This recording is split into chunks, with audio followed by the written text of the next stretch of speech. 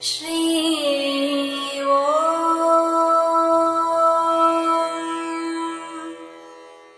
ஸ்ரீ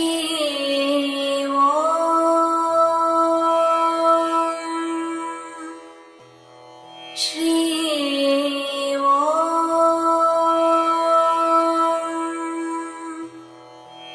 ஸ்ரீ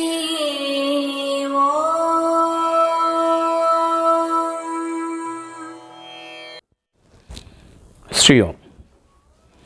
உயரிய பக்தி. பக்தி என்று கூறும்பொழுது நம் மனதிலே வருவது என்ன?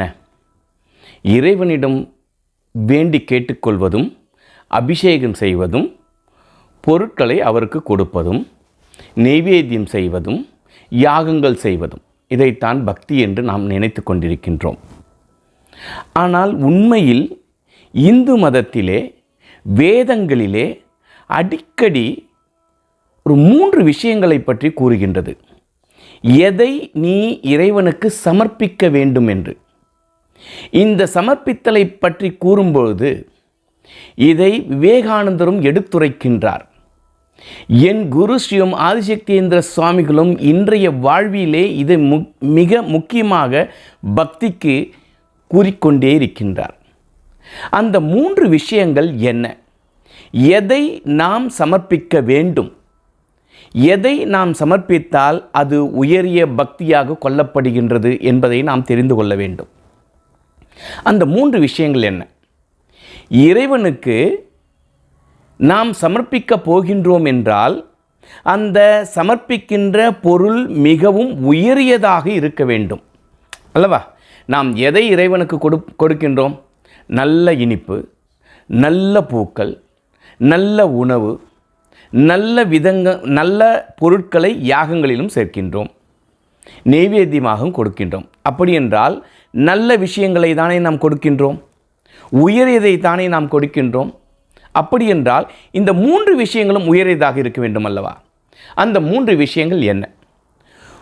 நம் வாழ்விலே மனிதனுக்கு வாழ்வாக இருக்கக்கூடிய அந்த 3 பொருட்கள். எந்த 3 பொருட்கள்? எண்ணம், செயல்கள், பேச்சு. நம்மளுடைய எண்ணத்தை இறைவனுக்கு சமர்ப்பிக்க வேண்டும். நம்மளுடைய பேச்சை இறைவனுக்கு சமர்ப்பிக்க வேண்டும். நம்மளுடைய செயலை இறைவனுக்கு சமர்ப்பிக்க வேண்டும். இந்த 3ஐயும் நாம் இறைவனுக்கு சமர்ப்பித்தலே உயரிய பக்தியாக கொள்ளப்படுகின்றது. இந்த 3 விஷயங்களை சமர்ப்பித்தால் அது எப்படி உயரிய பக்தியாகும்? பக்தி என்பது என்ன? அன்பு அல்லவா? இறைவன் பால் அன்பு கொண்டதனால் மட்டுமே நாம் இந்த உயரிய விஷயங்களை கொடுக்க முடியும். இந்த 3 விஷயங்களுமே நம் வாழ்வின் முக்கிய பொருட்கள். இந்த 3 இல்லை என்றால் நம் வாழ்வே இல்லை. எண்ணம் இல்லை என்றால் பேச்சு இல்லை, எண்ணம் இல்லை என்றால் செயல் இல்லை. இந்த 3ம் இல்லை என்றால் நம் வாழ்வே இல்லை. அப்படி என்றால் இந்த 3 விஷயங்களை நாம் தான் நிர்ணயிக்கின்றோம். என்னுடைய எண்ணம் எப்படி இருக்க வேண்டும் என்பது நிர்ணயிப்பது நான். என்னுடைய செயல் எப்படி இருக்க வேண்டும் என நிர்ணயிப்பது நான். என்னுடைய பேச்சுக்கள் எப்படி இருக்க வேண்டும் என்று நிர்ணயிப்பது நான் தான். இந்த 3ஐ சார்ந்துதான் என்னுடைய வாழ்விலே என்னுடைய பலன் அமைகின்றது. எண்ணம் சிறப்பாக இருந்தால், பேச்சு சிறப்பாக இருந்தால், என்னுடைய செயல் சிறப்பாக இருந்தால் என் வாழ்விலே நான் சிறப்பாக இருப்பேன். இந்த 3ம் சிறப்பாக யாருக்கு இருக்கின்றதோ அவனுடைய வாழ்வு சிறக்கின்றது, அவனுடைய பெயர் சிறக்கின்றது அல்லவா? என்னுடைய எண்ணமும் செயலும் பேச்சும் நன்றாக இருந்தால் நான் நல்லவன். எண்ணமும் பேச்சும் செயலும் சரியாக இல்லை என்றால் நான் தீயவன். இதுதானே வாழ்வியல். அப்படி என்றால் இந்த 3மே நான் சமர்ப்பிக்கின்றேன் இறைவனுக்கு.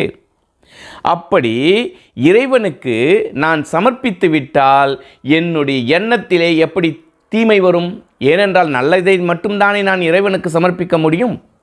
அப்படி என்றால் என்னுடைய எண்ணமாகப்பட்டது தூய்மையாக மாறிவிடும். ஏனென்றால் என்னுடைய எண்ணத்தை இறைவனுக்கு சமர்ப்பித்து விட்டேன்.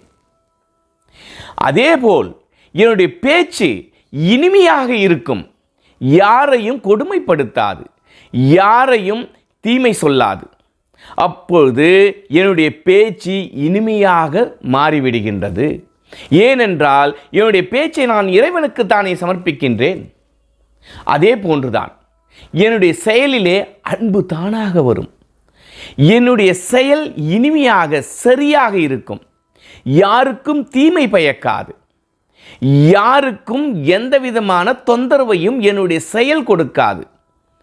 அப்படி இந்த மூன்றுமே என் உள்ளே மாற்றத்தை கொண்டு வருமேயானால், இந்த மூன்றையும் நான் இறைவனுக்கு சமர்ப்பிக்கின்ற காரணத்தினால் சரியாக நான் மாற்றுவேன் என்றால் நான் தூய்மையாக மாறுகின்றேன். எப்பொழுது நான் தூய்மையானவாக இருக்கின்றேனோ அங்கே நான் அன்பு சுரக்கின்றது. அன்பு எங்கே முழுமையாக சுரக்கின்றதோ அந்த இடத்திலே இறைவன் வாழ்வான். இறைத்தன்மை உணரப்படும். இறைத்தன்மை கொண்டவனாக நாம் மாறுவோம். எனவே நம் முன்னோர்கள் கூறிய இந்த 3 விஷயங்களை இறைவனுக்கு சமர்ப்பிக்க நாம் முயல்வோம். முயன்று இறைத்தன்மையை நாம் உணர்வோம். இறைத்தன்மையுடன் கலப்போம். ஸ்ரீயோம்.